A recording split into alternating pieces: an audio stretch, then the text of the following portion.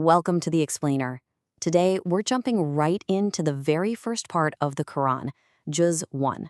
And we're going to look at it as a kind of divine map, a guide that's designed to help us navigate, the complexities of our lives. Everything in this incredible opening section really boils down to this one single request. This is the prayer that kicks off our entire quest for meaning, and it's the foundation for literally all the guidance that's about to come. So let's start at the very beginning with the opening chapter, Al-Fatiha, in just 7 short verses. Think about that. It packs in the core message of the entire Quran. It's an unbelievably powerful way to start. And this isn't just some random passage. This is the most recited part of the Quran, something Muslims say in every single prayer. It's basically a direct line, an intimate conversation with God that teaches us exactly how we should even approach Him.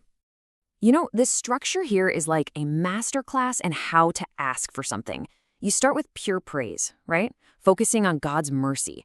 Then you move on to acknowledging who He is, His absolute power and authority. And only then, after setting that stage of reverence, do we make our most important request. Guide us. All right, so now we move on to the next chapter, Al-Baqarah. This was revealed in Medina to a brand new community. And here's the cool part. This massive chapter is basically the detailed answer to the prayer for guidance we just made. But before laying out the map, the text anticipates the first question on everyone's mind. Okay, but how do I know this is legit? How can I be sure this is really from God? It doesn't shy away from that question at all. It tackles the doubt head-on. And the response is this timeless, incredibly confident challenge to all of humanity. It basically says, you think this is man-made? Go ahead. Try to produce even one chapter like it. It's a statement of just profound confidence in its own divine origin. Okay, let's dive into this.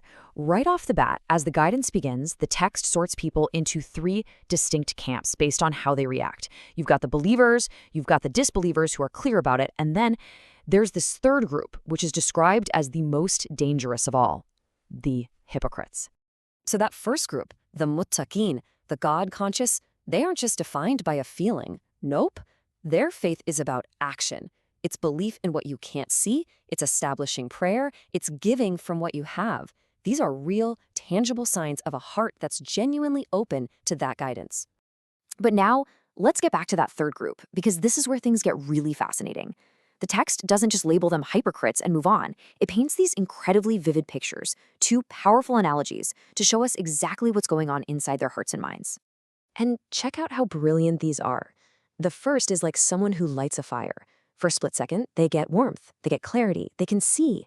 But then, whoosh, it's gone, and they're plunged back into total darkness. The other is like being caught in a terrifying storm, paralyzed by fear, plugging your ears, caught between the hope of life-giving rain and the absolute terror of lightning.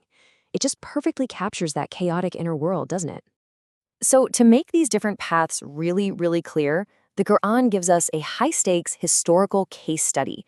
But before we dive into that, we actually have to zoom all the way out, back to the very beginning of human choice itself. The story of Adam and Iblis sets the stage for everything. It establishes the fundamental conflict that we all face, a choice between humble obedience on one side and arrogant disobedience on the other. Every human story that follows plays out against this very backdrop. And that brings us to the case study, the powerful story of the children of Israel. And wow, is it a story of contrast?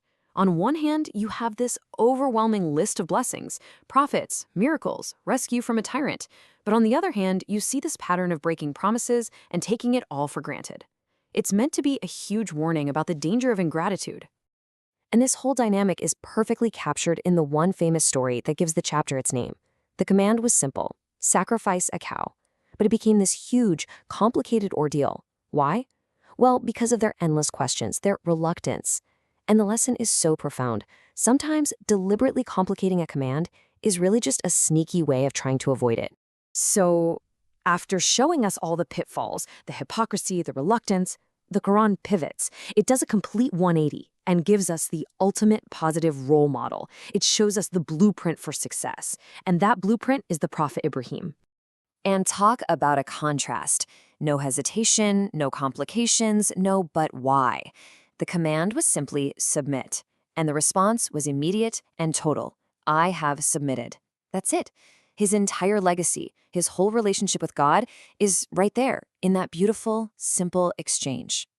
I mean, when you put it side by side like this, the two paths couldn't be clearer. One is a path of arguing and making excuses. The other is a path of proactive, unwavering, willing obedience. See, Ibrahim didn't just talk about his faith, he proved it by passing every single test he was given. So after all this history, you gotta ask, right? Why does this matter for us today?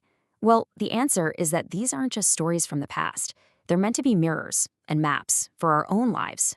So let's boil it all down. What are the big takeaways? 1. Guidance is the greatest gift, so ask for it every day. 2. Sincerity is everything. What's in your heart has to match what you do. 3. Stop overcomplicating things. Simple obedience is best. 4. Be grateful. It leads to more blessings, not arrogance. And 5. Faith is a verb. It's about what you do when you're tested. And to help us actually internalize all this, we're even given this practical prayer. It just so beautifully summarizes our deepest needs. We need help finding the path, and we need protection from the challenges we're going to face along the way. And ultimately, that's what this first juz really is. It's a complete spiritual map. It starts with asking for directions. Then it shows you the types of people you'll meet on the road. It puts up these big flashing warning signs for the dangerous detours. And then it points to the shining example of the one who made it all the way to the destination. And that leaves all of us with a final, really personal question, inspired by Ibrahim's example. And this isn't for judgment, just for some honest reflection. Where in our own lives are we resisting? Where are we asking too many questions?